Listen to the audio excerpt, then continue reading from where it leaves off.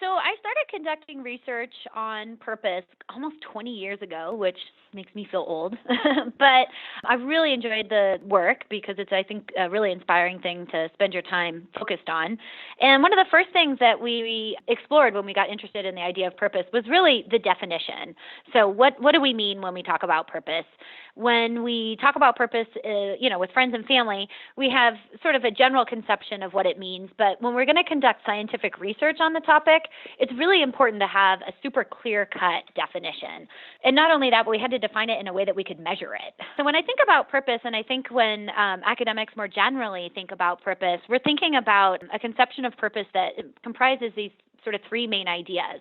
The first is that a purpose in life it's got like a goal orientation that's sort of inherent in it. There's something that you want to achieve, something that you want to work toward. The second is that, of course, it's very personally meaningful. It means, it's very significant to who you are. Often it's tied up in your identity. And the third is that it's sort of this long-term overarching aim that is really personally meaningful, but it also is of consequence to the world beyond the self.